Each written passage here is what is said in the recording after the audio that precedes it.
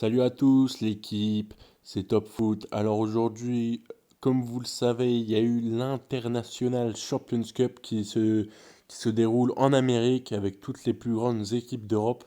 Donc aujourd'hui, on va faire le point sur les matchs qu'il y a eu hier soir et cette nuit quoi. Et voilà, cette nuit hier soir. Aujourd'hui, on est le dimanche 29 juillet. Donc on va voir ça tout de suite, les matchs qu'il y a eu. Donc déjà on peut commencer avec... on va commencer déjà comme ça. Alors hier il y a eu, comme vous le savez, Arsenal, Paris Saint-Germain. Alors Arsenal a vraiment mis son Arsenal, comme on peut dire ça. 5 buts à 1 pour l'Arsenal. Donc on voit, si on regarde tout, le premier but de l'Arsenal avec Monsieur Tozil à la 13e minute du jeu.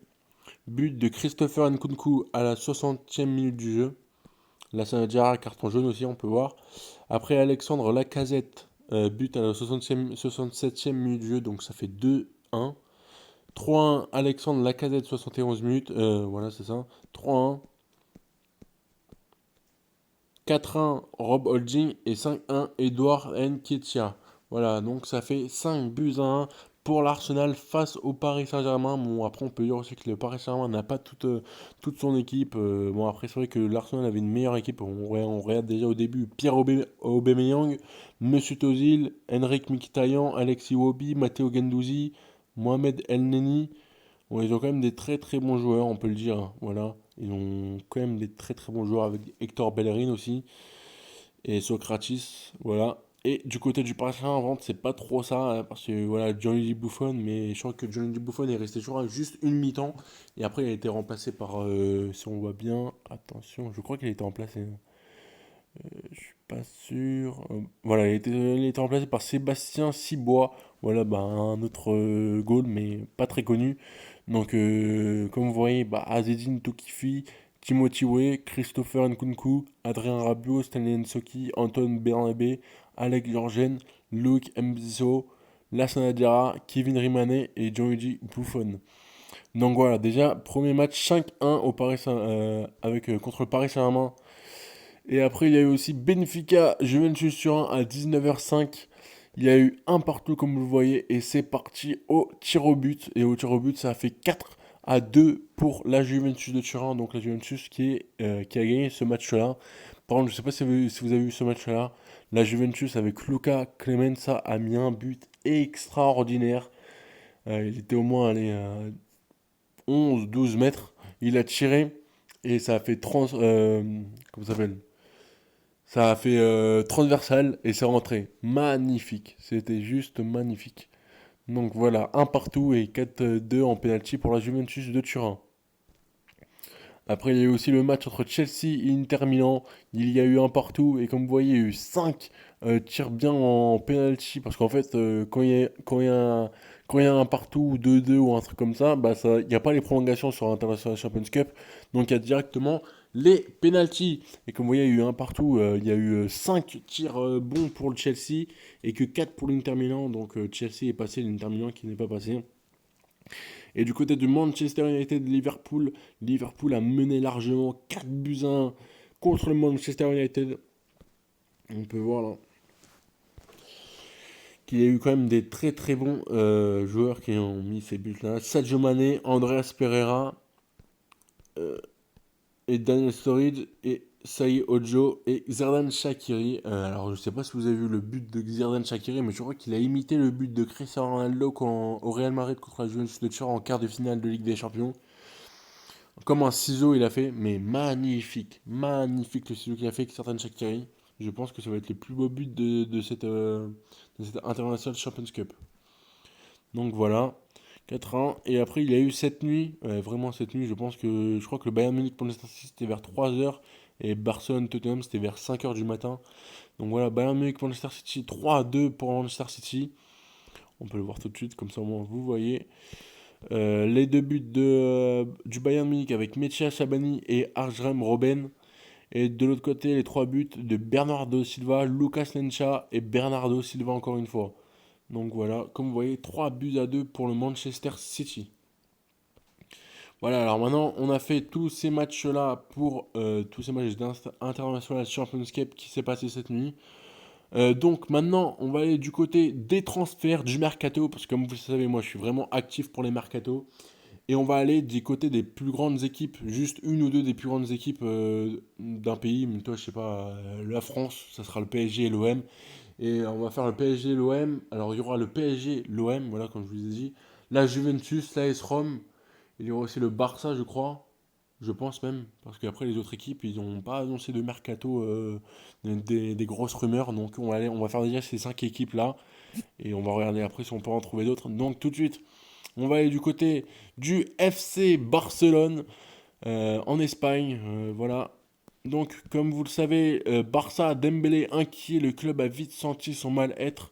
Donc, vous savez que Ousmane Dembélé a rejoint le Barça il y a un an de ça, bah, déjà la saison dernière.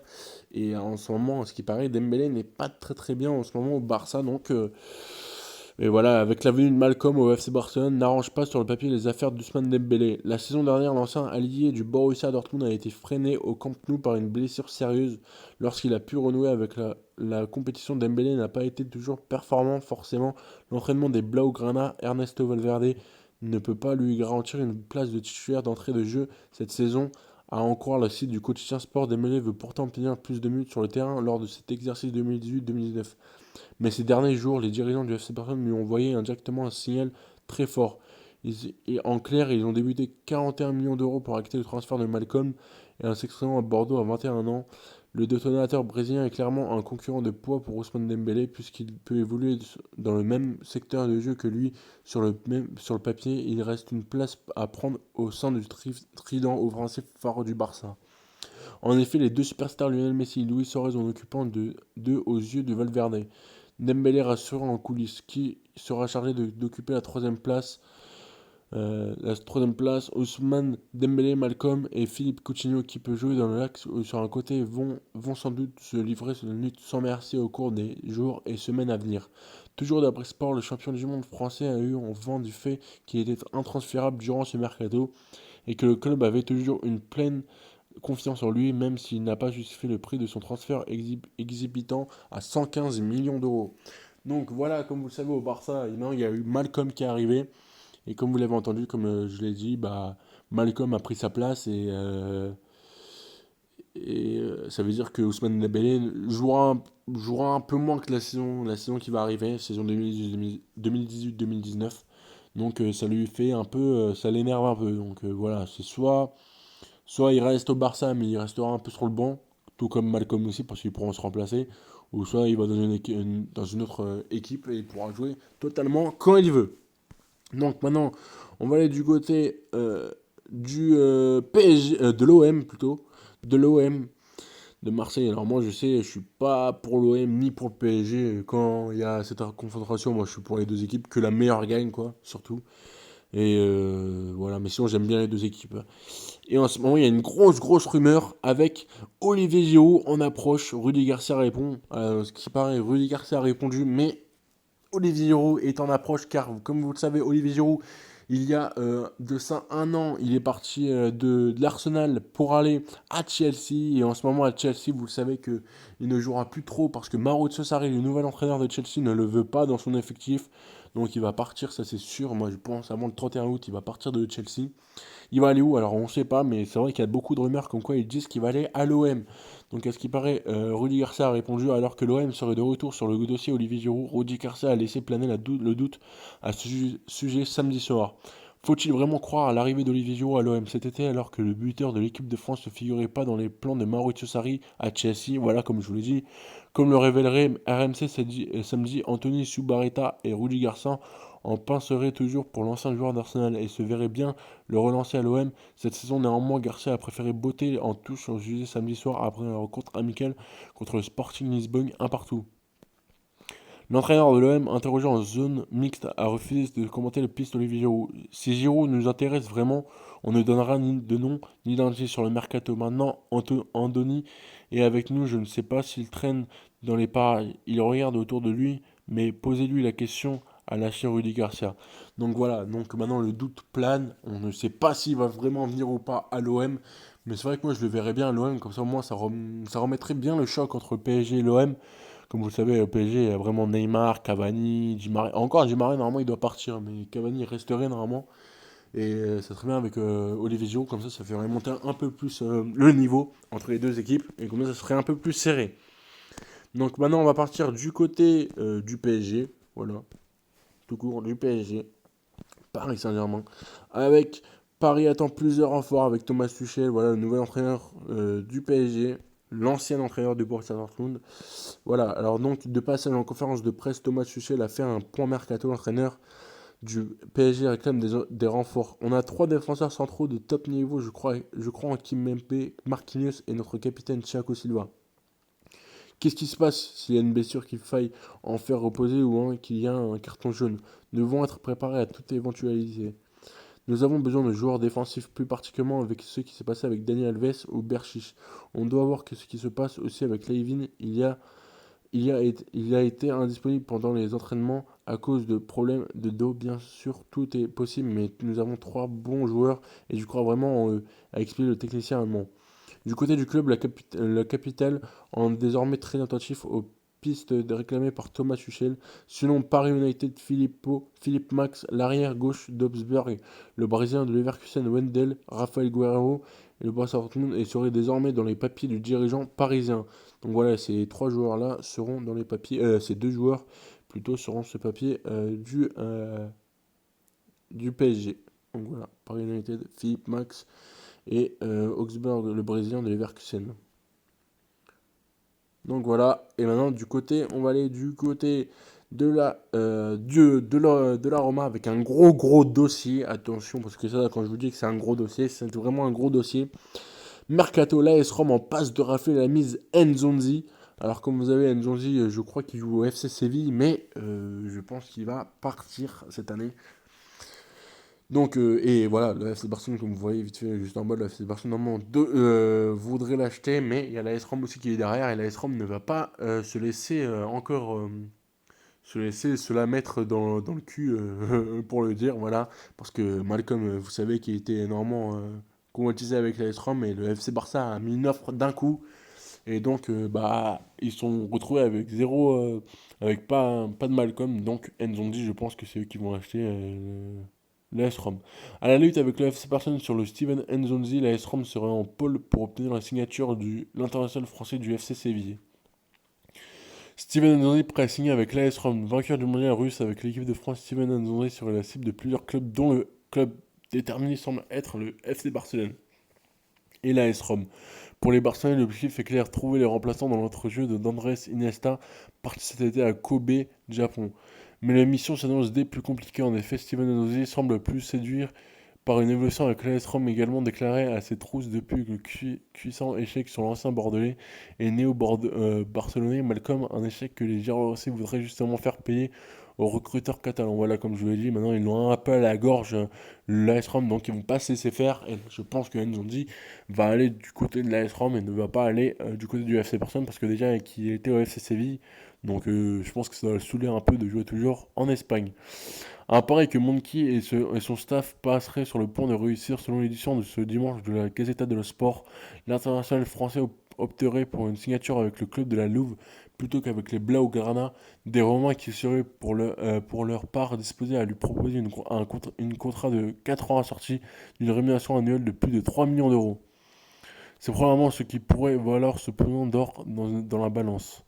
Voilà, donc moi je pense que, voilà, après vous me dites, vous, sur les commentaires, toutes les rumeurs, mais je pense que Nosy va aller pas la Juventus, mais à l'AS Rome, et je pense que c'est mieux pour lui, voilà.